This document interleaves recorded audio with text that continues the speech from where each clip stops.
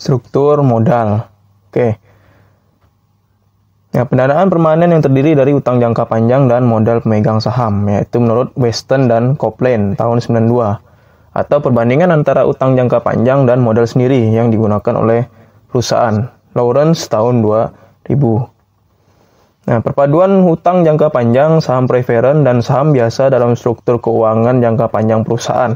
Nah, jadi ya struktur modal itu adalah ya istilahnya kombinasi atau percampuran antara hutang jangka panjang, saham preferen, saham biasa dalam struktur keuangan perusahaan.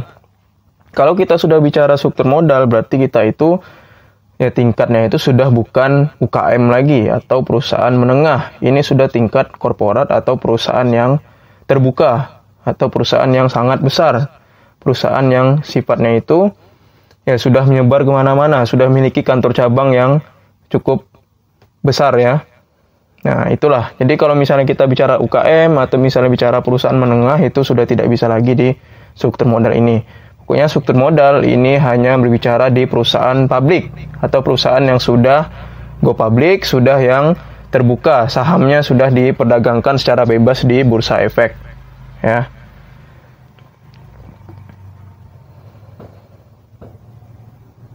Nah, kebijakan mengenai struktur modal melibatkan trade-off antara risiko dan tingkat pengembalian. Jadi kalau misalnya perusahaan besar itu dia memiliki struktur modal, pasti di situ ada namanya risiko dan keuntungan yang akan diperoleh bagi investor tentunya ya. Nah, penambahan hutang pasti akan memperbesar risiko perusahaan. Meskipun dia itu ya bisa memperbesar tingkat pengembalian yang diharapkan. Sebenarnya itu relatif sih ya. Tapi kalau utang itu besar, risiko juga besar. Nah, tingkat pengembaliannya itu yang relatif sebenarnya, bisa jadi lebih besar, bisa jadi lebih kecil, atau bisa jadi ya tidak besar, tidak kecil. Nah, itu dia kalau misalnya return-nya itu relatif. Tapi kalau risiko pasti besar kalau misalnya perusahaan itu punya hutang ya. Nah, risikonya itu nanti ya akan menurunkan harga saham, itu salah satunya. Oke, kondisi struktur modal perusahaan itu ada pada pasar modal sempurna dan tidak ada pajak, pada pasar sempurna dan ada pajak. Kalau misalnya tidak ada pajak itu tradisional dan Modigliani dan Miller. Nah, Modigliani dan Miller itu dia ada pajak dan tanpa pajak. Tapi kalau tradisional dia hanya tanpa pajak saja. Pasar modal yang sempurna itu adalah pasar modal yang sangat kompetitif. Nah, tidak ada biaya transaksi, tidak ada kebangkrutan, bunga simpanan dan pinjaman sama dan berlaku untuk semua pihak. Nah, itulah pasar sempurna ya. Jadi pasar sempurna itu ya pokoknya semua berjalan sesuai dengan yang diinginkan, tidak ada kekurangan ya, istilahnya seperti itu. Ya, meskipun ini hanya asumsi ya sebenarnya ya. Nah, kalau misalnya struktur modal pada pasar modal yang tidak ada pajak, itu pertama dia pasti ada laba operasi yang dianggap konstan atau ya tidak banyak perubahan. Ya, kalaupun berubah ya paling sedikit saja. Nah, semua laba yang tersedia bagi megang saham dibagikan sebagai dividen. Jadi laba itu harus dibagikan ke pemegang saham menjadi dividen. Nah, kalau misalnya laba itu dia tidak dibagikan, berarti dia tidak bisa masuk dalam struktur modal pasar modal sempurna. Jadi struktur modal pasar sempurna itu adalah ya ini asumsi yang mendasarinya ya. Labanya itu cenderung tetap, tidak banyak perubahan. Terus juga labanya itu pasti dibagikan ke pemegang saham, tidak ditahan. Nah, utang yang dipergunakan bersifat permanen atau jangka panjang ya. Pergantian struktur modal dilakukan secara langsung. Apabila perusahaan menambah hutang, maka modal sendiri dikurangi. Nah, tidak ada pajak ya, namanya juga pasar modal sempurna yang tanpa pajak. Ini rumusnya. KS adalah E per S. E per S itu adalah laba bersih bagi nilai pasar. Kalau KD, I per D itu adalah interest, D itu adalah debt, hutang ya. Nah, ini adalah biaya modal rata-rata tertimbang, WACC. Ya, terus V itu adalah value, D plus S. Oke, langsung saja kita coba ilustrasikan ke rumusnya ya. Nah, pendekatan tradisional berpendapat bahwa ya terdapat struktur modal optimal yang memaksimalkan nilai perusahaan atau meminimalkan biaya modal. Mempengaruhi nilai perusahaan, oleh karenanya nilai perusahaan atau biaya modal perusahaan dapat dirubah dengan cara merubah struktur modal. Oke, ini yang pertama, pendekatan struktur modal. Jadi dia itu diasumsikan ya.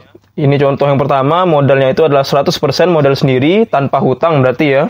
Kemudian laba operasi bersihnya itu adalah 10 juta. Asumsinya dia setiap tahun 10 juta meningkat. Terus tingkat keuntungan yang diharapkan adalah 20%. Nah, tentukan nilai perusahaan itu. Jadi kita sudah tahu ya, EBIT itu adalah laba operasinya 10 juta.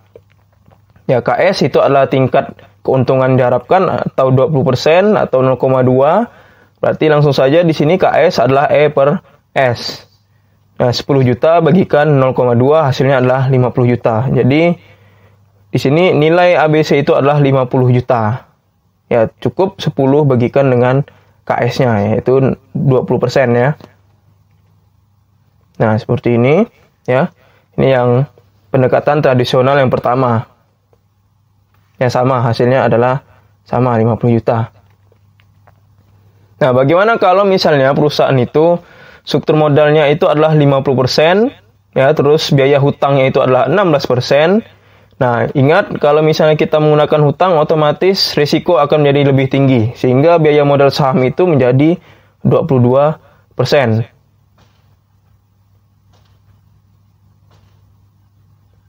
Ya, jadi 22% ya. Nah, kalau laba operasi bersih tidak berubah, ya jadi menggunakan laba bersih yang tadi 10 juta, biaya modal rata-ratanya bagaimana? Ya langsung kita di sini EBIT. Ingat EBIT itu adalah laba operasi ya sebelum pajak 10 juta. 16 itu adalah yang tingkat hutang tadi, ya. Kemudian dikalikan dengan 25 juta. 25 juta itu adalah 50% dari yang 50 juta ini ya. Nah, 50 juta ya, S yang pertama ya, S atau V yang pertama itu dikalikan dengan 50% ya, hasilnya adalah 25 ya. Nah, 16 kali 25 adalah 4. 10 kurangkan 4 itu hasilnya adalah 6. Kemudian 22% itu adalah biaya modal yang tadi ya. Biaya modal di soal yang sebelumnya ini ya. Nah, 22%. Nah, di sini. Terus 6 dikalikan dengan 0,22 ya. Nah, 6 juta yang kita peroleh ini dikalikan dengan 0,22, hasilnya adalah 27,27. 6 juta bagikan dengan 0,22 ya. 6 juta bagikan dengan 0,22 hasilnya adalah 27,27 juta. Berarti 27 juta 270 juta ya, dan seterusnya kan.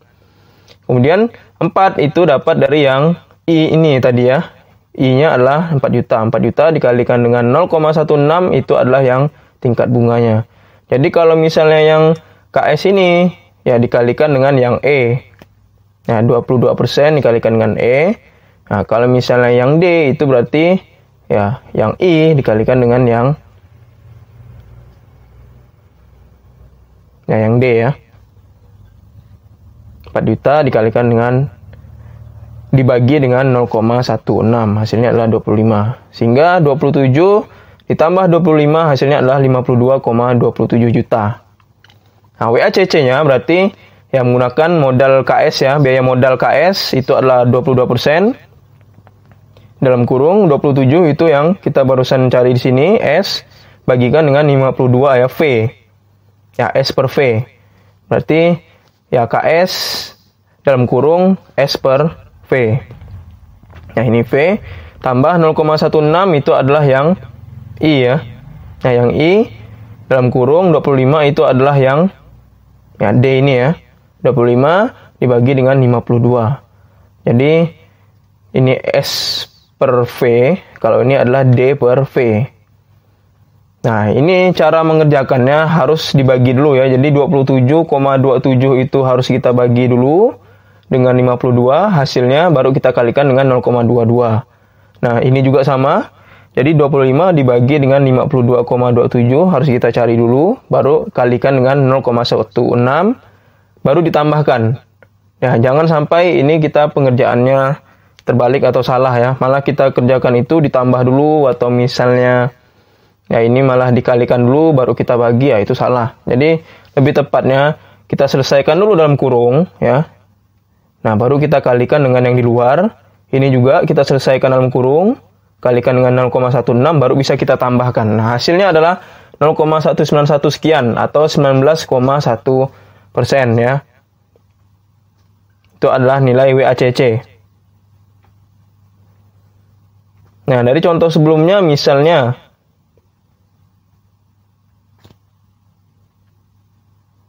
ya, menggunakan utang nilai perusahaan meningkat dan biaya modal perusahaan mengalami penurunan. Jika sebelumnya perusahaan menggunakan utang perusahaan mempunyai sebanyak 1000 lembar saham, nah harga sahamnya adalah 50.000 per lembar. Jadi dia itu punya 1000 lembar saham. Per lembarnya itu adalah 50.000. Yang setelah perusahaan mengganti sebagian saham dengan hutang, ya, karena dia tadi sudah diganti dengan hutangnya 25 juta ya. Nah, atau 500 lembar saham. Ya, jadi 500 lembar saham dikalikan dengan 50, hasilnya adalah 25 juta. Nah, nilai sahamnya naik menjadi 27,27 juta yang tadi ya. 27 itu kita peroleh yang, nah ini yang S ya. Yang S ini, ya, yang S bagi dengan 500. Nah, 500 itu adalah 500 lembar saham ini ya. Ingat, ya 500 lembar saham. Nah, itu hasilnya adalah 54.540. Jadi nilai sahamnya itu bukan cuman 50.000, tapi menjadi 54.000. Nah, jadi di sini dengan pendekatan tradisional menyatakan bahwa ya kalau misalnya kita itu punya hutang, memang risiko akan meningkat, tapi harga saham, nilai saham kita akan meningkat. Itu menggunakan pendekatan tradisional ya. Ya, jadi dengan hutang memang meningkatkan risiko, tapi itu bisa meningkatkan nilai saham.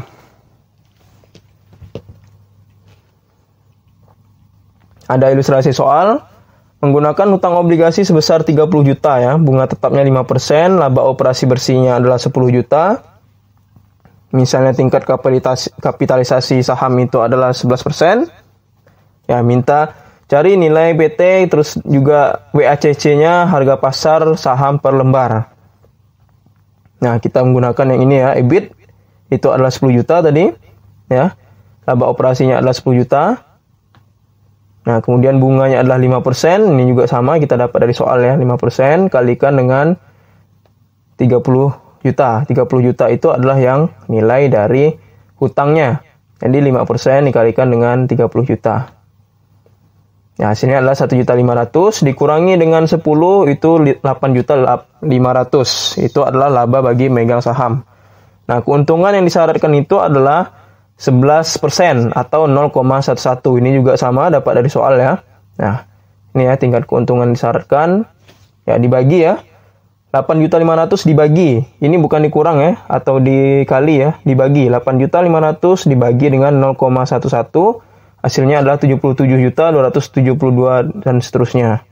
Kemudian ditambah dengan hutang obligasi ya. Hutangnya tadi adalah 30 juta. Hasilnya adalah 107.272 juta ya. Itu adalah fee-nya atau nilai perusahaannya. Nah, kemudian di sini WACC adalah EBIT bagi fee. Ya, fee barusan kita cari itu adalah 107. Ya, EBIT-nya adalah 10 juta ya. Laba operasinya 10 juta. Dibagi dengan 107, hasilnya adalah 0,0932 atau 9,32%. Nah, bisa juga yang rumus ini. Ya, KS S per V plus KD D per V. KS itu adalah tingkat keuntungan yang disyaratkan tadi ya, 11% atau 0,11. 77 itu yang kita dapatkan di sini ya, S-nya. Ya, 77 bagi dengan 107 V-nya. Plus 0,05. 0,05 ini adalah tingkat bunga ya. Nah, tingkat bunga, terus juga 30 juta itu adalah total hutangnya. Nah, 107 ini juga sama, masih fee ya. Ini juga ingat, harus kita selesaikan dalam kurung dulu. 77 bagi 107, ini juga 30 bagi 107. Baru bisa kita kalikan dengan 77 bagi 107 kalikan dengan 0,1. Ini juga ya, 30 juta. Dibagi 107 hasilnya dikalikan dengan 0,05. Baru kita bisa tambahkan dengan 0,11 yang ada di sini. Hasilnya adalah 9,32%. Sama. Bisa dipastikan sama, kalau misalnya itu ada perbedaan berarti ada yang salah hitung ya. Nah, jadi nilai dari menggunakan ya, rumus alternatif itu dia pasti akan sama. Kalau misalnya berbeda berarti ada kesalahan hitung. Nah, kalau misalnya perusahaan itu punya 850 lembar saham, jadi langsung saja nilai S yang tadi, yang sudah kita cari, S-nya itu adalah 77 dibagi dengan 850. Hasilnya adalah 90.909. Jadi nilai sahamnya itu adalah 90.909 ya. Oke.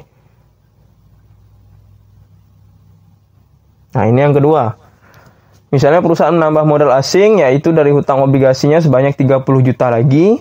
Berarti di sini ada penambahan hutang ya. Penambahan hutangnya menjadi sebanyak 60 juta.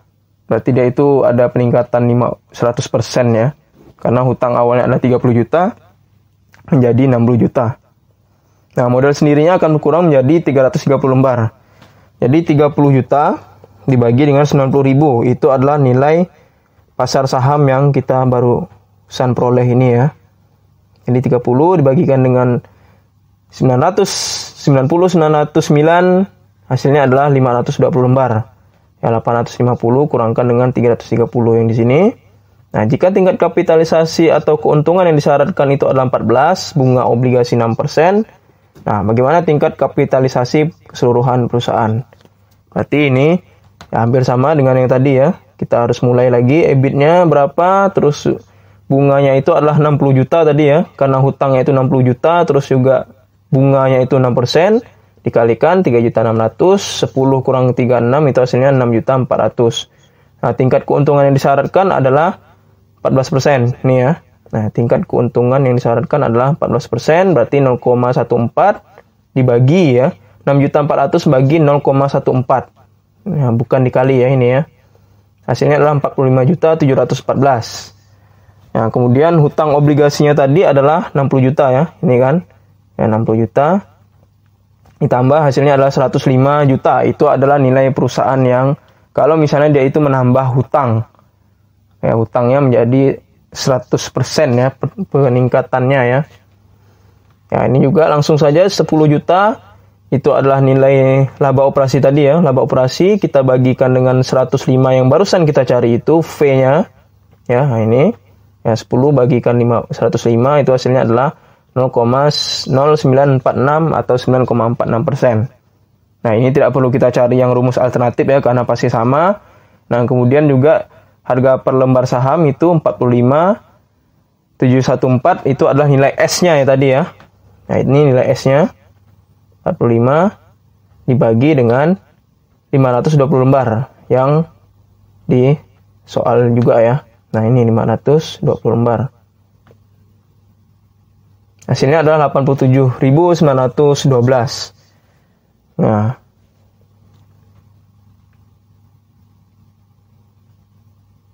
jadi bisa dibilang kalau misalnya kita menambah hutang, itu harga per lembar saham kita malah mengalami penurunan. Ya, karena tahu sendiri kan kalau kita nambah hutang itu berarti risiko juga akan meningkat.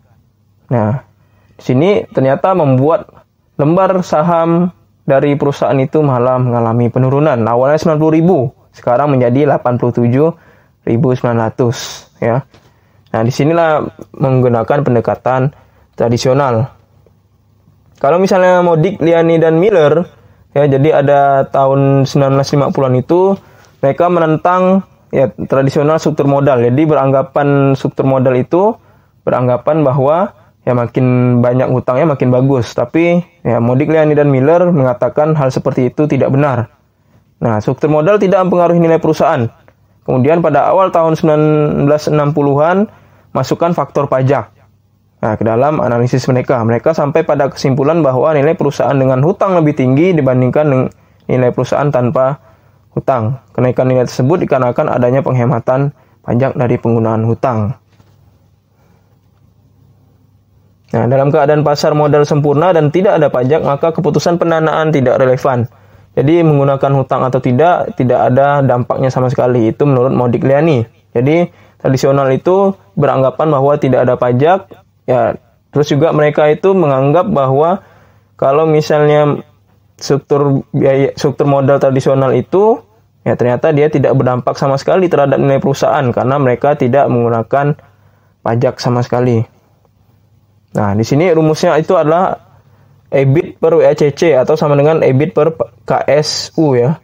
EBIT bagi KSU, keputusan investasi ya. Nah, ini rumus lagi ya.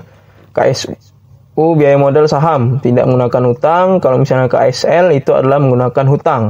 KD itu biaya hutang, D per S masih sama ya. D itu adalah debt hutang, S itu adalah modal sendiri.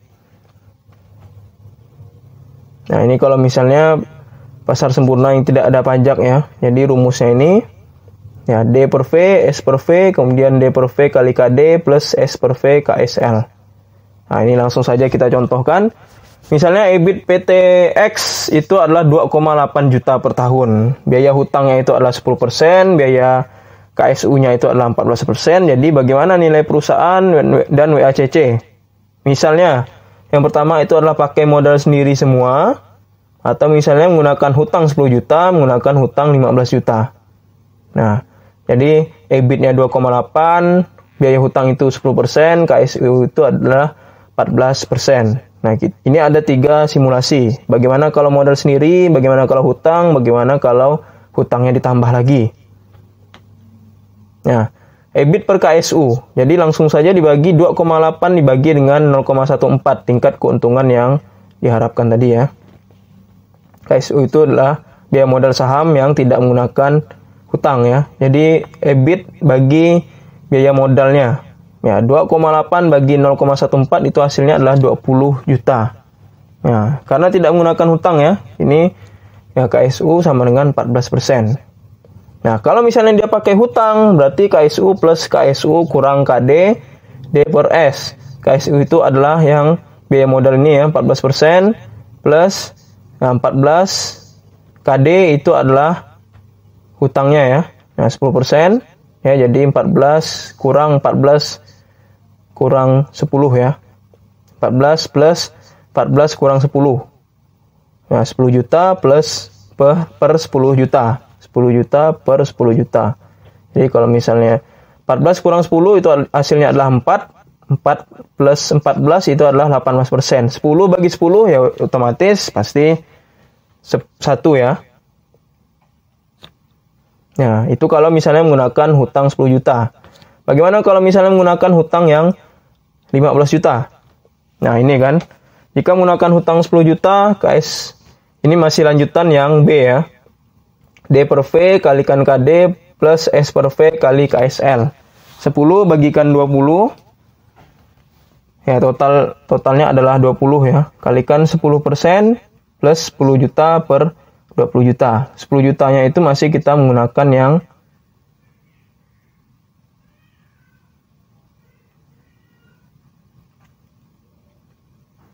nah, yang di sini ya, hutang ya. Hutangnya adalah 10 juta, ini modal sendiri itu adalah 20 juta. Ya, 10 per 20 kalikan 10% itu adalah tingkat bunga yang tadi. Ya, 10% plus 10 per 20 kalikan 18. Ya, S-nya itu adalah masih 10 ya.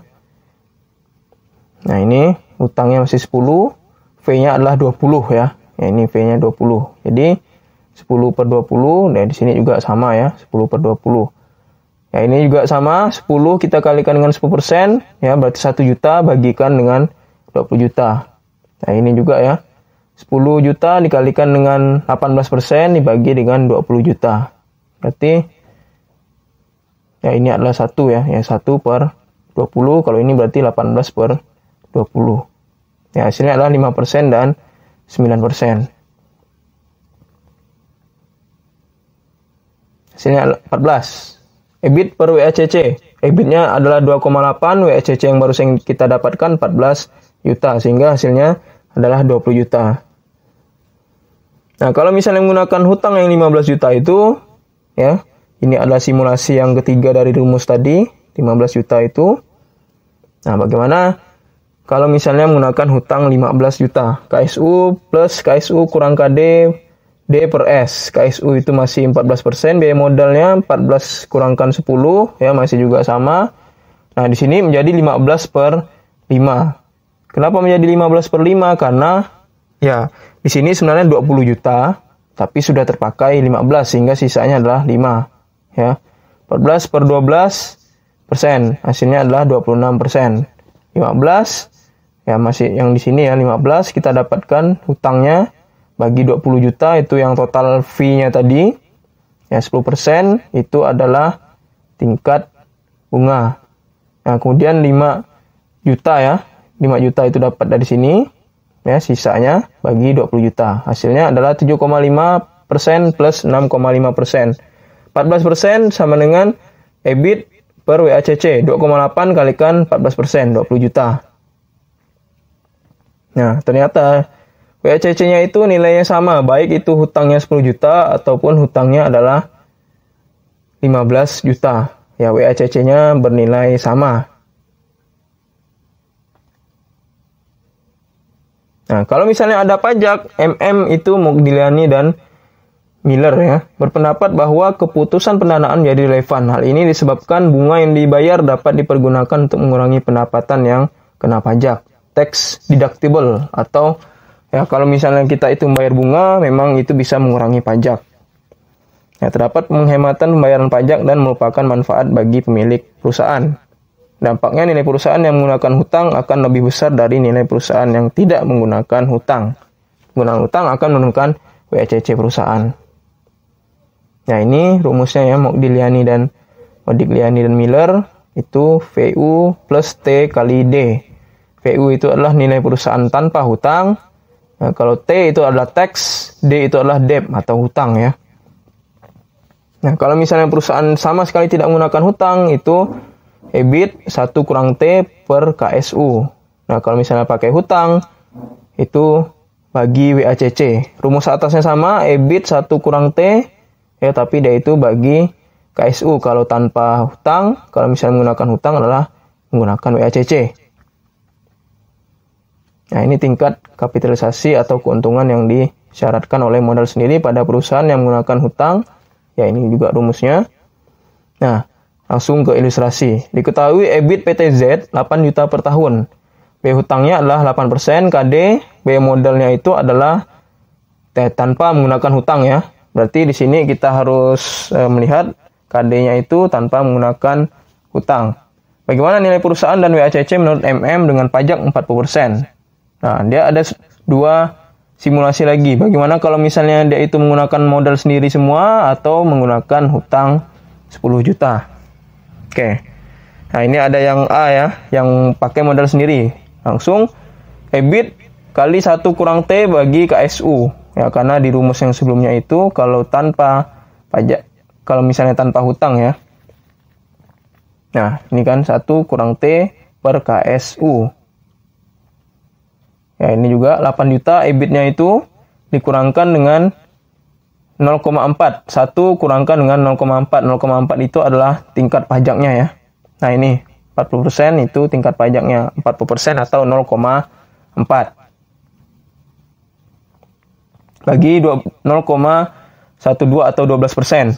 Ya, bagi 12% atau 0,12 KSU itu adalah ya biaya tanpa menggunakan hutang ya, biaya modal saham tanpa menggunakan hutang.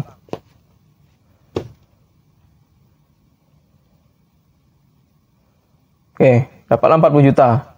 Ya, WACC-nya adalah ya 12%. KSU sama dengan WACC ya. KSU ini ya, KSU nilainya adalah 0,12, itu sama dengan nilai WACC 12% karena dia tidak menggunakan hutang sama sekali. Nah, kalau misalnya dia pakai hutang, berarti dia menggunakan rumus yang berbeda lagi ya. VU plus T kali D. VU itu barusan yang kita cari ya, 40 juta. Plus 0,4 itu tax ya. Tax itu adalah pajaknya tadi, sini ya. Nah, ini 40% ya di soal ya. 0,4 kalikan dengan 10 juta. 10 juta itu adalah nilai hutangnya ya. Nah, 10 juta itu adalah nilai hutang sama dengan 44 juta. Ya, jadi 40 plus 0,4 kalikan 10 juta itu hasilnya adalah 4 juta. Jadi 4 juta plus 40 juta hasilnya adalah 44 juta. Nah, KSL sama dengan KSU plus KSU kurang KD 1 kurang T D per S. KSU itu adalah nilai yang biaya tanpa hutang ya, biaya modal tanpa hutang. Ya, KD itu adalah 8% ya. Ini juga suku bunganya tadi ya. Nah, ini ya, biaya utangnya, biaya utang atau ya, suku bunganya 8%. 1 kurang 0,4 itu masih menggunakan yang ya 0,4 ini ya, pajak ya. 1 kurang T, 1 kurang pajak. D per S, ya berarti dia hutangnya 10 juta dibagi dengan S. S-nya itu adalah 44 juta ya.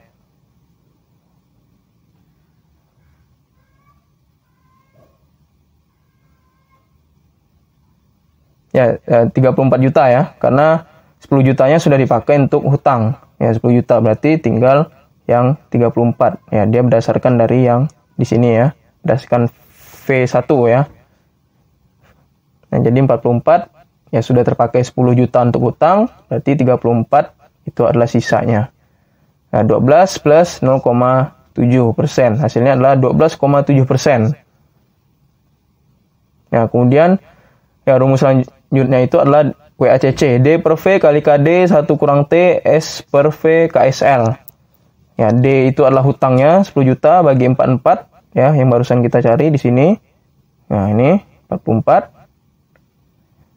kalikan 8% itu adalah tingkat bunga ya, atau tingkat hutang tadi ya. Kalikan 8% ya 0,6.